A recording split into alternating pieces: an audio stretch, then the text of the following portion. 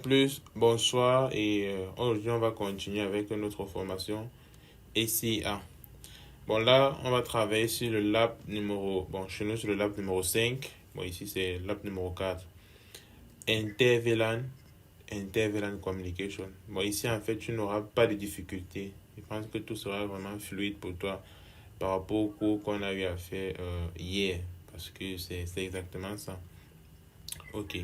En fait, le but de ce cours, c'est tout simplement d'implémenter les méthodes d'intervalent qu'on a eu à étudier hier. Bon, c'est ça l'idée. About this lab, VLAN are separated at layer 2 to minimize broadcast domain. Ok, là, on connaît déjà. To enable the communication between VLANs, Huawei provide a variety of technology. The following technology are commonly used. Ok, bon, pour implémenter VLAN, Huawei présente des technologies. Ok, .1Q termination sub interface. Voilà. Bon, bref, et ici, en fait, on ne va pas implémenter, puisque rappelle-toi qu'au niveau de l'inter-VLAN, il y avait deux méthodes. Bon, il y avait trois, disons. Une méthode où nous allons utiliser le routeur. Et dans cette méthode, on utilisait le routeur. Il y avait c'était divisé en deux parties. La première partie, c'est lorsqu'on utilise directement les interfaces du routeur pour pouvoir faire l'inter-VLAN communication. Et la deuxième méthode, en fait, concernant les routeurs, c'est lorsqu'on crée des sous-interfaces. C'est-à-dire qu'on a une seule interface sur le routeur, on crée des sous-interfaces qui est appelée les sub-interfaces. Voilà. Et c'est au niveau de ces sub-interfaces qu'on configure le .1Q termination. Voilà pourquoi ils appellent ça directement .1Q termination sub-interface. Bon, ça, c'est une méthode. On a vu comment ça fonctionnait. On a aussi vu le VLAN if interface. Voilà, VLAN if interface, c'est lorsque tu n'as pas besoin de routeur pour cela, en fait. Voilà. Rappelle-toi qu'ici, on utilise tout simplement des switches niveau 3 pour implémenter ceci. Et c'est en fait ça qu'on va voir dans cela. Objective: upon completion of this task, you'll be able to learn how to use .1Q termination to implement inter-VLAN communication, or learn how to use VLAN if interface to implement inter-VLAN communication, understand the forwarding process of inter-VLAN communication. Bon, tu vas bien voir que c'est tout ce qu'on a vu en cours, quoi. Voilà. Bref, on va pratiquer cela. Networking topology. Là, qu'est-ce qu'on dit? On dit R2 and R3 belong to different VLAN. Bon, la topo est quelque part en bas. Bref, on va lire d'abord rapidement. R2 et R3 belong to different VLAN and they need to communicate with each other through VLAN if interface and .1Q termination sub interface. Bon, en gros, qu'est-ce qu'on dit? Si je vais au niveau de la topo, c'est déjà nous avons R2 et R3 qui se trouvent dans différents VLAN. Tu vois, dans différents VLAN. Je pense qu'ils ont donné les VLAN. Peut-être, je crois que c'est VLAN 2 et VLAN 3, un truc du genre. Ils se trouvent dans différents VLAN et ils veulent communiquer en fait ensemble. Pour cela, on va utiliser, bref, comme on l'a dit, on va travailler avec deux méthodes. La première méthode, on va d'abord voir comment on va passer par le routeur en configurant les sub-interfaces à ce niveau. Tu vois. Et la deuxième méthode, c'est en fait où on va ignorer complètement le routeur, on va configurer les VLAN if au niveau du switch, comme on a vu là. Voilà, pour faire communiquer R3 et R2 R3. Maintenant, R2 et R3, on peut directement supprimer ceci et utiliser les PC directement. Car à ce niveau, tout ce que nous allons configurer, c'est l'adresse IP et la gateway, tu vois. Voilà, mais je préfère laisser en fait ces routeurs. Comme ça, tu vas un peu voir comment est-ce qu'on configure une gateway sur le routeur. Parce qu'avec le PC, c'est simple, l'interface, c'est écrit gateway, le champ, tu remplis. Mais avec le routeur, comment est-ce qu'on va le faire? Bon. Maintenant, lorsque tu vas refaire le TP, tu peux décider d'enlever ces routeurs, tu mets les PC. Un peu comme dans le cours, quoi. Dans le cours, je pense qu'il y avait une topo exactement comme ceci, mais juste qu'à la place de R2 et R3, c'était les PC qui étaient là. Bon, c'est bon. Le point numéro 1, qu'est-ce qu'on dit? Simulate terminal users on R2 and R3 and assign IP address. Ils ont donné les adresses IP. Voilà, comme tu vois là, simulate terminal users. Tu vois, c'est-à-dire qu'on va faire ces routeurs-ci, R2 et R3. On va tout simplement simuler cela comme si c'était tout simplement des PC, des end devices, ok, si tu veux.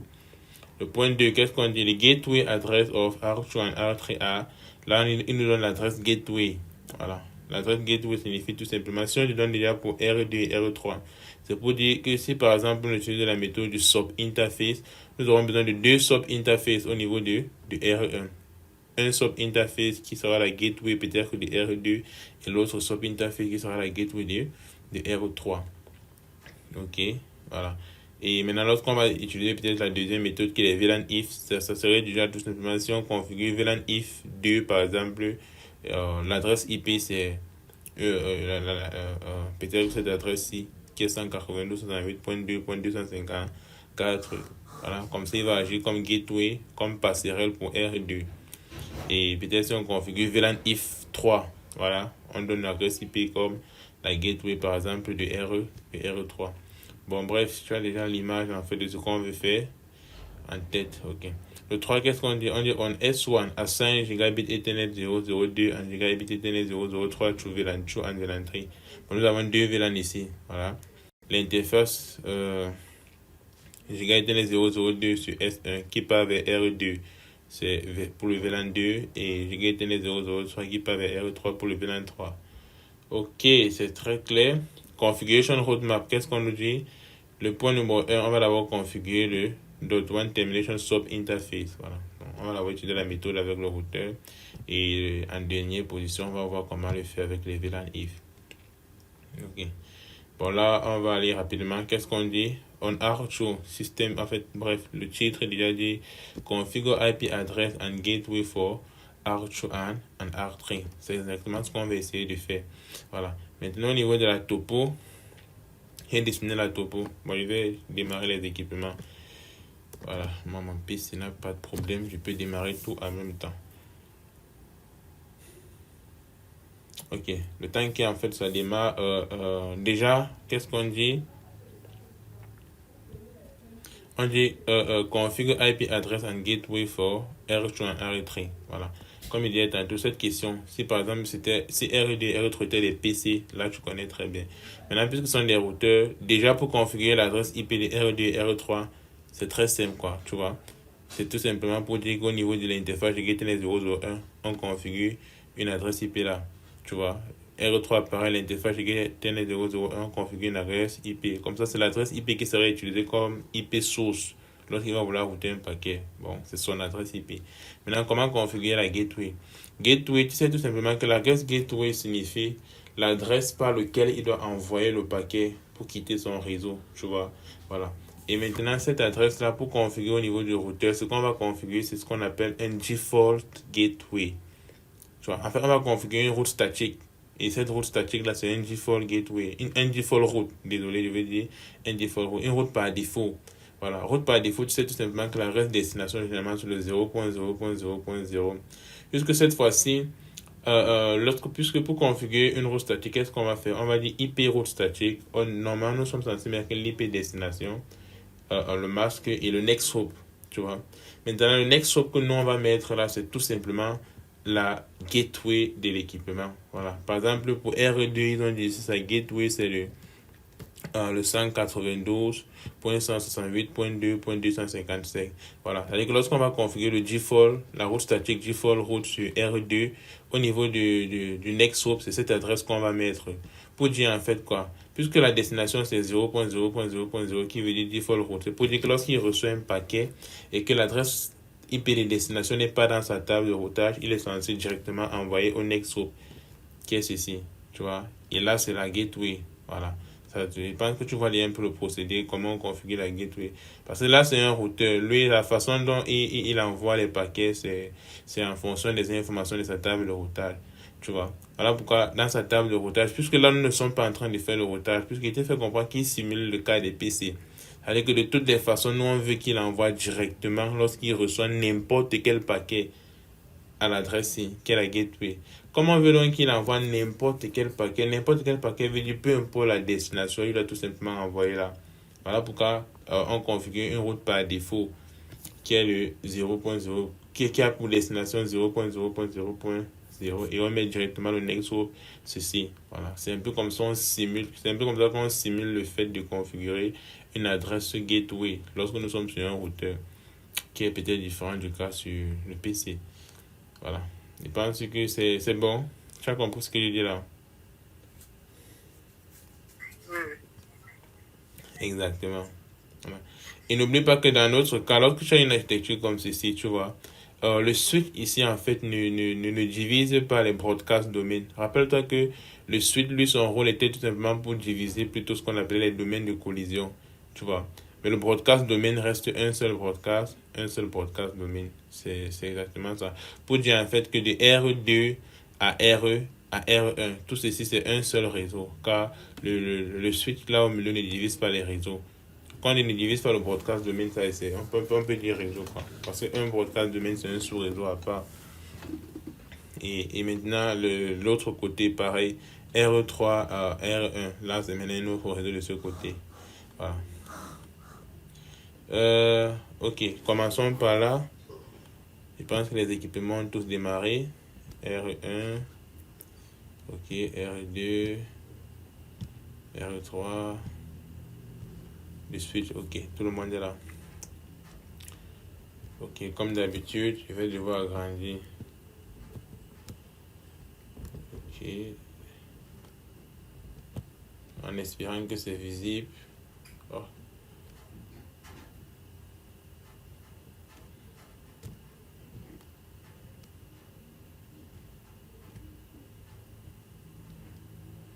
Ok.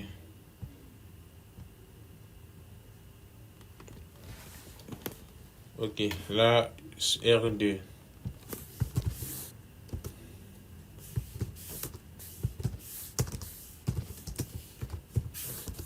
Je commence par renommer d'abord. Super, bon, je reviens sur R2. L'étape numéro 1, c'est configurer son adresse IP. Bon, je me dirige vers l'interface, tu vois. Je regarde tout simplement à travers mon terminal. In giga ethernet 0/0/1. Voilà, IP adresse. Voilà, comme tu vois, voilà l'avantage d'annoter en fait ton architecture. Ça t'empêche en fait d'aller dans le support ou bien dans le, je sais pas, le document à chaque fois pour voir les adresses et tout cela. 68.2.1. Ok, le masque 24. Super, tu peux toujours faire ton display 10 à chaque fois comme je disais pour vérifier. Ok, et là lorsqu'on observe, j'ai bien configuré.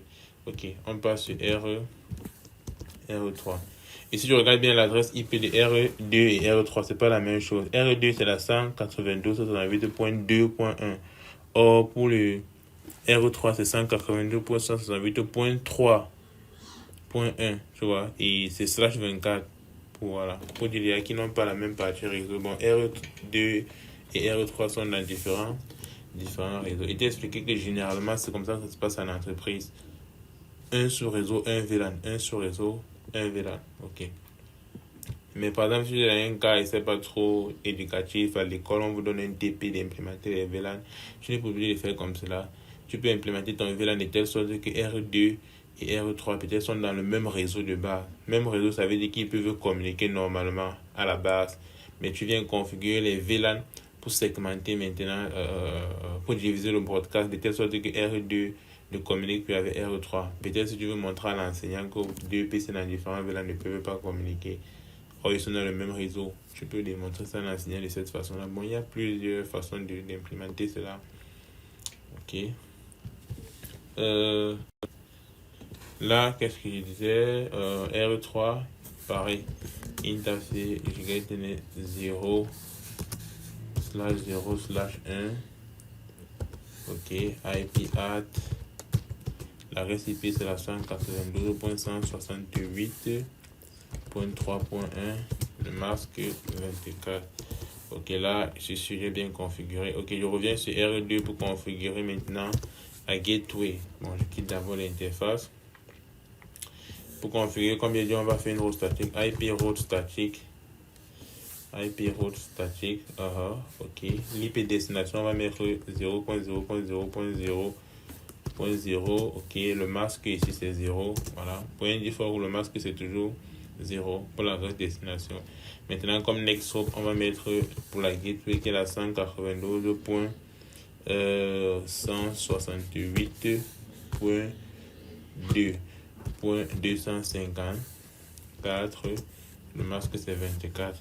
Voilà. Non. Next group, on ne met plus le masque. Voilà. Je voulais dire ceci. L'adresse en fait de la gateway, tu vois, doit toujours être dans le même réseau que l'adresse que le PC en question. Voilà. Dans notre cas ici, le PC, comme je dis, c'est peut-être R2, tu vois. Et son adresse c'était la 192.168.2, tu vois. Et c'est pareil, si tu veux observer la gateway, tu vas voir, c'est aussi la 192.168.2/24, voilà. Pour dire qu'ils sont dans le même réseau. Et c'est généralement comme cela. Voilà. Là, j'ai configuré ceci. Tu peux toujours faire ton display 10 pour te rassurer. Voilà, notre route statique, il est présent. Super. Tu peux toujours aussi vérifier ta table de routage, quoi. Tu vas voir la ligne intérieure. La commande pour la table de routage. Bon, bref, comme on est en train de réviser, tu te rappelles très bien, c'était tout simplement display, IP, routing, table. Exact comme ceci. Voilà. Voilà, je voulais juste te rappeler la commande. Ok, ici on fait pareil. Bon, je nettoie rapidement. IP, route, statique, voilà. Je vois en fait que l'orthographe des commandes, comme je te disais, je n'ai pas obligé de retenir. Lorsque tu connais déjà comment ça se passe en fait et tu sais déjà, tu as l'idée en fait de la commande, tu appuies juste tes tapes. Voilà, les tests que tu appuies tape, ça ne complète pas, tu comprends que non, tu as peut-être bugué quelque part. Tu essaies un peu de faire point d'interrogation pour voir si tu es sur la route. J'essaie en fait, bref, c'est comme ça qu'on fait pour retenir les commandes. Voilà. Tu ne peux juste pas configurer lorsque tu as complètement oublié la commande, tu ne sais même pas par quoi ça commence. Mais lorsque tu ne sais même pas ce que tu veux faire, c'est où là tu es perdu complètement. Mais lorsque tu es sur la voie, tu sais ce que tu veux faire. Pour chercher, c'est pas compliqué. Même si tu regardes dans le support, bien sur Internet, c'est pas grave. IP route statique, ok. 0.0.0.0. Le masque 0, le next group 192.168. Voilà, ici là, puisque je suis au niveau du R3, son adresse réseau c'est point 3, voilà, 254. Voilà. Et parfois aussi c'est une convention de le faire comme cela, tu vois. Parce que normalement, si je mets point 255, cela c'est l'adresse broadcast. Parce que si c'est un slash 24, ça veut dire que la partie machine est sur 8 bits. Et si on met tout la partie machine à 1, ça fait au total 255 si on convertit en décimal, tu vois. Et cette dernière adresse, en fait, généralement représente l'adresse broadcast. Voilà. Ce qui fait en sorte que maintenant, généralement, ce qu'on fait, c'est si le dernier bit qui est 0, le dernier bit, en fait, on met cela à 0, ça fait en sorte que on a 1, en fait, on a 7, 1 et le dernier bit, on a mis à 0. Voilà. Pour dire, on se retrouve à 254. Avec ça, c'est une adresse, ça fait partie de l'adresse qu'on peut assigner au PC. Mais généralement, l'adresse, on utilise souvent ça pour la gateway. Bon, d'autres, ils utilisent ça pour la gateway. D'autres, parfois, c'est plutôt le point 1. C'est-à-dire qu'ils prennent plutôt la première adresse qu'on peut assigner au PC pour donner comme gateway. D'autres prennent plutôt la dernière qu'on peut assigner au PC pour donner au gateway. Voilà. Bon, c'est-à-dire qu'un réseau, lorsque généralement tu arrives quelque part, tu veux connaître l'adresse de la gateway. Soit c'est point 1, soit c'est point 255. Mais on utilise généralement beaucoup plus le point 1. Le point 1, oui. Ok, je pense que j'ai configuré les deux côtés. Super. Ici c'est R2. Jusqu'à présent, ils ne peuvent pas communiquer. Je pense que là, nous sommes d'accord. 192.168.3.1. Là, ils ne peuvent pas communiquer puisqu'ils sont dans différents réseaux, quoi. Super. On s'arrête d'abord là. On vient dans le support. Jusqu'à ici, est-ce que tout est ok? Je dois me rassurer. Oui, il n'y a pas de souci. Ok, c'est ma ça marche. Ok, on passe à l'étape numéro 2. Voilà. Qu'est-ce qu'on dit? On dit on S1 assign R2 and R3 to different VLAN. Voilà. Bon là maintenant là c'est on veut configurer les VLAN et tu sais les VLAN se configurent. On le fait sur le switch. Bon, je viens sur le switch. Ok. Là, je dois aller sur S1. Ok. Système, bon, je vais renommer 6S1. Ok. Voilà, bon, l'étape numéro 1 se rend déjà sur l'interface. Interface, regarde. Ok, qu'est-ce qui se passe? Les messages, c'est bon, bref. Je déteste ça. Interface gigabit Ethernet 0/0/2. Ok. Bon, avant cela, déjà sur le switch, je commence par créer les VLAN. C'est mieux. Ok. La commande VLAN batch. VLAN batch, bon, on a le VLAN 2 et le VLAN 3. Super. Lorsque j'ai terminé, je me rends maintenant sur l'interface gigabit Ethernet 0/0/. Je commence peut-être avec le 2. Ok. Je configure le type d'interface comme Access, tu vois. Là, on va configurer le type d'interface comme Access car ces routeurs sont vus comme des end devices, voilà. Ok, c'est le trunk interface, c'est généralement 2 switches, voilà. Ok, là, on va appeler la commande port link type access. Ok, on configure le PVID. Alors, je vais nettoyer pour que tu vois. On configure le PVID avec la commande port default VLAN. Voilà, le PVID ici en fait c'est 2, car c'est pour le VLAN 2. Ok. Qu'est-ce qu'il y a d'autre? C'est tout. Voilà, on vient sur RE. Qu'est-ce qu'il fait? Je reste sur le switch. Juste que cette fois-ci, je me rends vers l'interface Giga Ethernet 0/0/3. Voilà. Là, port link type access. Ok. Maintenant la port default VLAN 3. Cool, on a terminé avec la configuration des VLAN. Jusqu'à là, ils ne peuvent pas communiquer. Tu vois, là, nous sommes d'accord. Quand nous avons configuré les VLAN, ce qui fait en sorte que RE2 est dans son VLAN. Je pense que ça devait être joli ici. Au niveau de la topo, on mettait la VLAN 2. Oh, le chiffre ne fonctionne pas. Ok.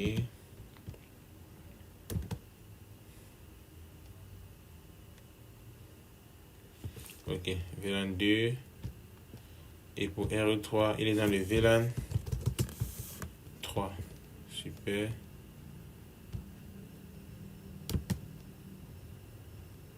J'ai mis le 15. Ok. C'est sûr. Ok, maintenant on part dans le support. L'étape qui va suivre, c'est voilà, on a configuré les VLAN. Maintenant, l'étape qui suit, c'est réellement configurer l'inter-VLAN. Bon, on va commencer par configure.1q termination sub interface. Voilà, to implement inter-VLAN.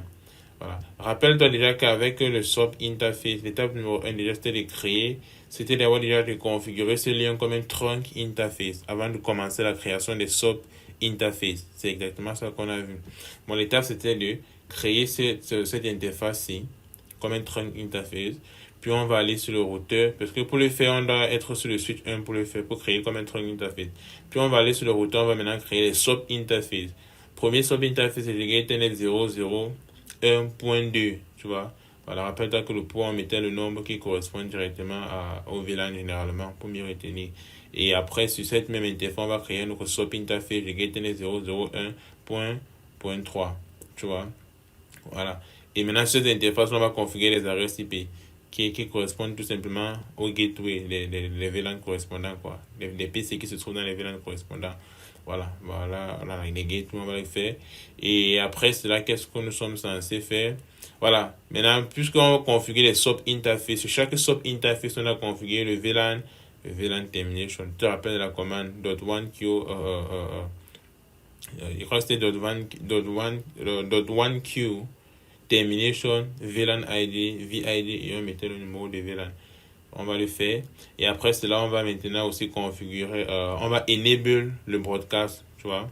Parce que rappelle-toi que sur le routeur, généralement, lui, il isole les broadcasts de main. Voilà. C'est-à-dire qu'on va faire, on va taper la commande ARP broadcast enable. Voilà.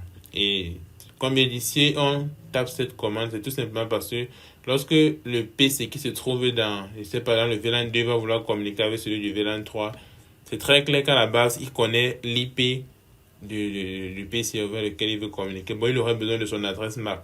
Et pour avoir son adresse MAC, il doit envoyer un RRP. Tu vois, tu te rappelles RRP. Et RRP, le premier paquet RRP, c'est RRP request, qui est un broadcast message.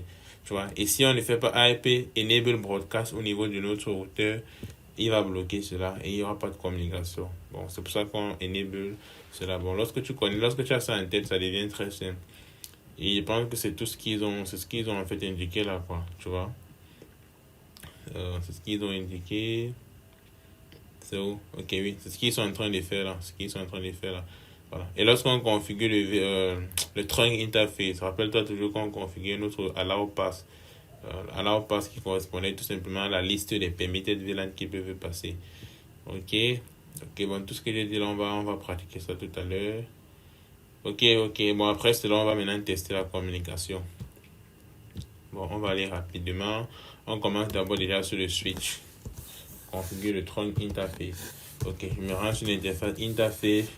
Giga Ethernet 0/0/1. Ok. Port link type trunk. Super. Maintenant, on va dire port trunk allow pass VLAN ID.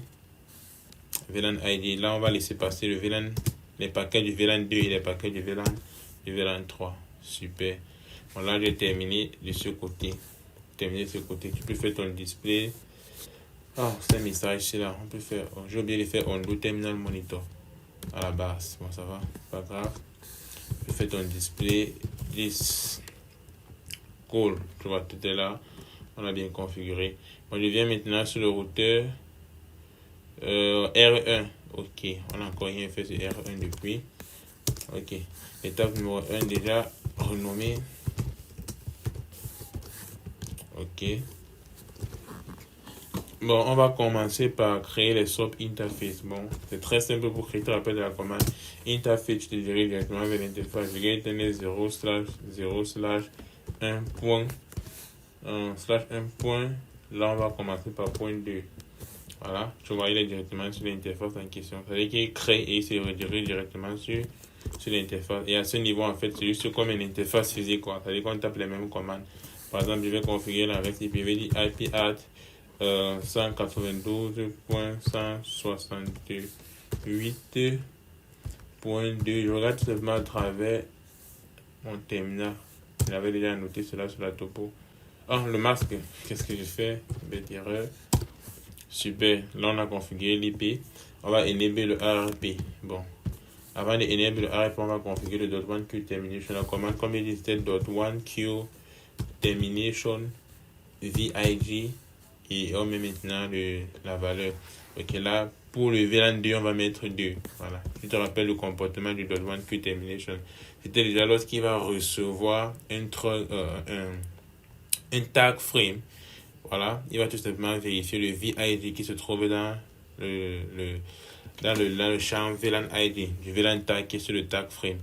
Lorsqu'il va voir 2, ça veut dire que le paquet vient du VLAN 2. Il va tout simplement faire le .1Q termination en retirant cela. Voilà. Lorsqu'il va retirer le VLAN tag, on reste avec une trame ordinaire. Maintenant, le routeur, lui, qu'est-ce qu'il fait avec cette trame ordinaire? Il fait du routage, quoi. Lorsqu'il va faire le routage, c'est-à-dire vérifier tout simplement l'IP destination du paquet. Parce que rappelle-toi que l'IP source et l'IP destination ne changent pas lors de la communication. C'est uniquement l'adresse MAC source et l'adresse MAC destination qui changeait. Alors pourquoi au niveau du routeur, lorsqu'il va regarder l'IP destination, puisque ça n'a pas changé, il va voir que l'IP destination c'est pour R3. Maintenant, dans sa table, il va tout simplement vérifier, ok, le next il doit envoyer ça avec quelle interface. Voilà. Et l'interface auquel il va envoyer, pense que sur le Giga Ethernet 0/0/1.3, c'est ce verset SOP interface qu'il va envoyer. Et de là, le routeur, en fait, tu connais déjà. Et maintenant, lorsque l'interface là va recevoir son .1Q termination, ce qu'il va faire, c'est plus qu'il reçoit et il veut envoyer. Parce que lorsqu'on reçoit, on enlève.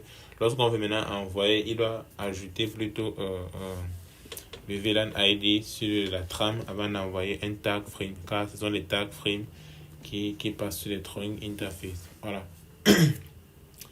Bon, là, j'ai juste pour expliquer le comportement du .1Q termination. Deux rôles. Ajouter le VLAN et enlever aussi. Ajouter le VLAN ID et enlever aussi. On se rappelle les scénarios. Bon, là, on vient de configurer cela. Maintenant, on va faire notre RP Broadcast Enable. Je lui ai expliqué ce qui se passe avec cette commande. Super. Maintenant, là, on va pas se casser. Pour faire pour l'autre SOP interface, tu vois. Tu n'es pas obligé de faire kit et tout, non. Tu navigues tout simplement, tu rentres. Voilà, à ce niveau, j'enlève ça, je mets 3. Super, je rentre encore. Ah, je déteste ces messages. Je rentre encore au niveau de l'adresse IP. Voilà, au niveau de l'IP. Voilà, à ce niveau, je mets tout simplement 3. Et je pense que là, c'est l'IP. Si je ne me trompe pas, de la gateway 92.168.3.254. Super. Après cela, qu'est-ce qu'on était censé faire d'autre? Aïe, aïe, aïe, je vais... je nettoie d'abord. Après cela, qu'est-ce qu'on est censé faire? Le dot one qui est terminé. Bon, là, il va lever 2, je vais mettre 3. Super. Et RP Podcast Enable, je tape la même commande. Good, on a terminé. Je pense que là, maintenant, ce qu'on va faire, on va essayer de faire le ping pour se rassurer qu'il communique. Maintenant, rappelle-toi que le ping, même étant à la vue utilisateur, je peux faire le ping. Je suis pas obligé d'aller à la vue système parce qu'on a déjà expliqué cela. Voilà. Bon, je peux faire le ping même ici. Ping 192.168.3. Point 1. Ok, mais je ne vais pas faire le ping directement. Je voulais aussi un peu capturer les paquets qui seront échangés. Bon, je vais capturer ça au niveau du routeur ici. Voilà. Start data capture. J'ai juste envie de te montrer quelque chose. Ok. Charge un peu trop rapidement. Wireshark est haut. Le terminal. Good. Bon, je vais un peu réduire. Ok. Voilà. Super. Là, il communique. Je pense que tu peux voir à travers mon terminal. Il communique. 5 paquets ont été envoyés et on a 5 replies. Good. Là, tu observes là. C'est good. Maintenant, si tu dis au niveau du Wireshark, tu vas aussi voir. Bon. Good. Là, voici les messages échangés. Maintenant, la question est simple. Normalement, lorsqu'on va faire le ping, il y a 5 par défaut, en fait. Le comportement par défaut, nous avons 5 echo reply, echo request qui est envoyé et on doit recevoir 5 echo reply, qui fait au total 10 messages. Mais si on observe, là, on va se rendre compte qu'on a plus de 10 messages. On a 20 messages. Bon, on a même plus de 20. On a 20 et aussi on a les messages RRP. Bon, les messages RRP, je pense que là, je connais déjà. Puisque lorsqu'ils communiquent pour la première fois, la table REP est encore vide. C'est-à-dire qu'on ne connaît pas encore l'adresse MAC de chacun. Voilà pourquoi au début, il y a ces messages REP qui est échangé. Voilà. Mais maintenant, la question c'est, ok, après les messages REP, pourquoi est-ce que nous avons 20 messages échangés au lieu de 10? Voilà. C'est très simple. C'est tout simplement parce que la communication se passe comment? Regarde. La communication, c'est comme ceci. Tu vois? C'est-à-dire qu'il y a deux parties. Il y a la partie lorsque on envoie à la gateway, tu vois. Et maintenant, il y a l'autre partie là où c'est la gateway plutôt qui envoie vers vers R3. C'est un peu ça. Voilà. Ok, bon, on va continuer. Est-ce qu'à ce niveau, c'est ok? Est-ce que c'est bon? Oui, c'est bon. Super. Donc, comme il dit, le lab n'est pas long. On a terminé là. On a vu, il communique tranquillement. On passe maintenant à step 3 qui est VLAN if interface. Voilà. Et au niveau du VLAN if, comme tu le sais déjà, on n'a pas besoin du routeur. Voilà. C'est-à-dire que ce qu'on va faire, c'est on va tout simplement annuler tout ce qu'on a fait sur le routeur.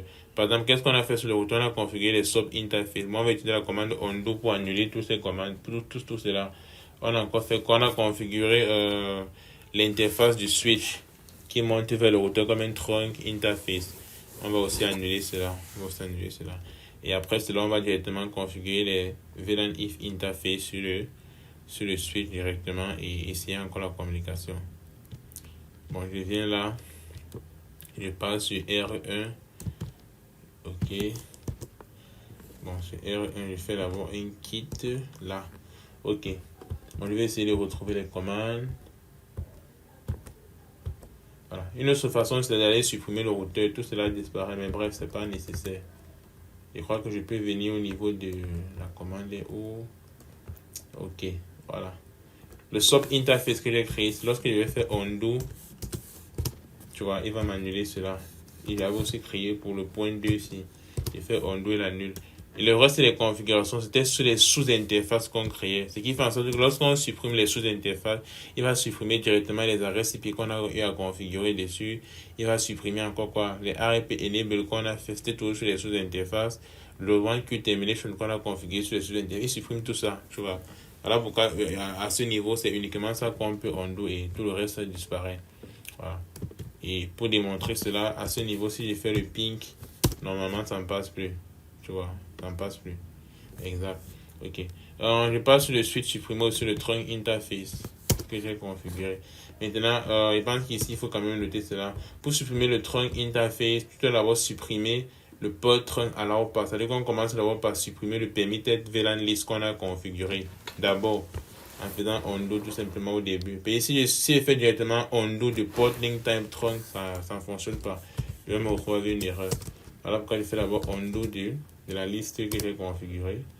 Quel est le problème? On dit ambiguous command. Undo port trunk, je ne sais pas trop. Quel est le problème? La commande est ambiguë. Ici au niveau du... Ah, ok. Je vois le problème. Tout simplement parce que déjà pour configurer le trunk interface, on doit se rendre sur une interface. Bon, je pars d'abord sur l'interface. L'interface, c'était le interface Giga Ethernet 0/0/1. Oui, l'interface qui monte de S1 là vers le routeur. Voilà. Maintenant, d'ici, je peux maintenant retrouver ma commande. Ok, je fais maintenant undo. Ok, là, il n'y a plus de problème. Après ceci, maintenant, on peut faire le undo de la commande. Voilà, cette commande-ci. On peut faire undo aussi. Undo. Ah, qu'est-ce qui se passe? J'ai la paresse d'écrit. Ok. Undo port trunk. Port trunk. Undo port link type. Désolé.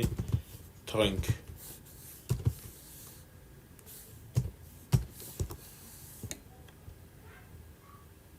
Ah, c'est comme si j'avais déjà undo. La commande avait déjà pris. C'est vrai, comme il y a eu trop de messages. Undo port link type trunk. Voilà, ça ne passe plus parce que la commande avait déjà pris. Ok. Ou bien j'espère que j'ai bien écrit.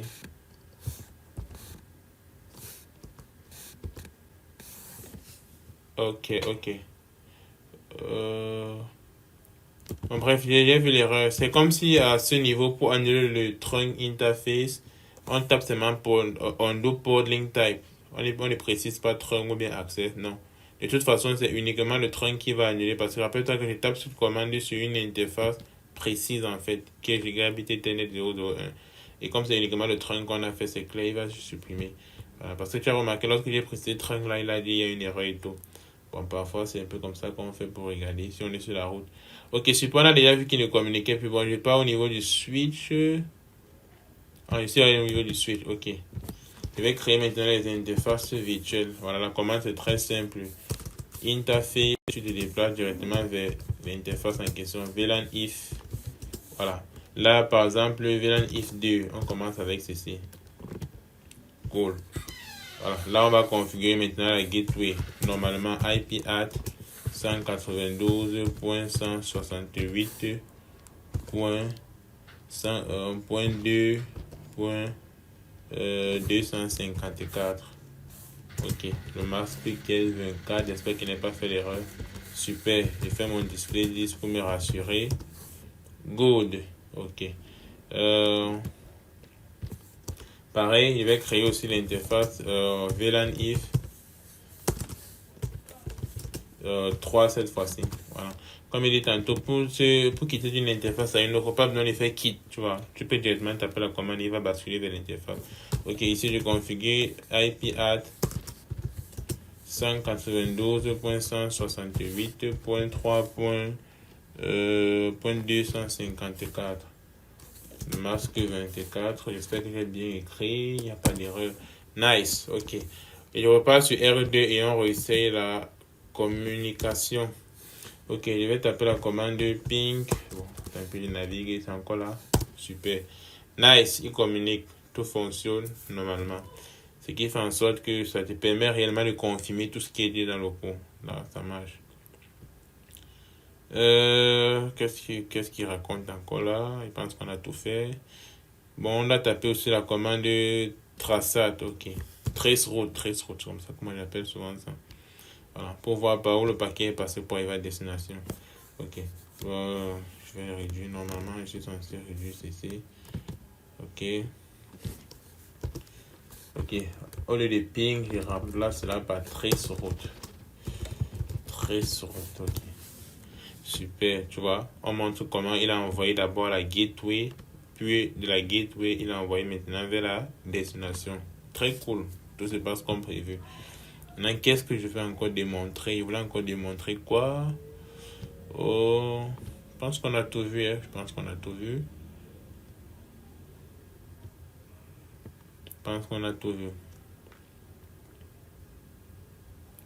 Voilà. Maintenant, là, au niveau du quiz, qu'est-ce qu'on dit? On dit que if R2 needs to access the network connected to R1, what configuration needs to be performed on S1? Ok, on dit ça que si R2 veut accéder au réseau connecté à R1, R1, what configuration needs to be performed on S1? Bon, on a déjà vu cela, quoi. C'est-à-dire qu'on va configurer. Rappelle-toi que les quiz qui posent ici, c'est par rapport au TP. Voilà, bon. Ce qu'on a fait au niveau du S1, c'est très simple. Configurer cela comme un trunk. Configurer l'interface qui connecte le switch S1 au routeur R1 comme un trunk interface. C'est tout. Parce qu'ils ont demandé uniquement ce qu'on va faire sur S1. Ils n'ont pas demandé ce qu'on va faire sur R1. Je peux reprendre comme ça. Maintenant, as elaborate interface. As elaborate interface, when will a VLAN if interface go up? Voilà. Le VLAN if interface go up lorsqu'on le configure. Là, tu vois. Voilà. Parce que c'est une interface logique, quoi. C'est une interface logique. C'est-à-dire que lui, il est on. Il est off directement. Ok. C'est tout. Et ça va s'il y a des questions. On a terminé avec le TP.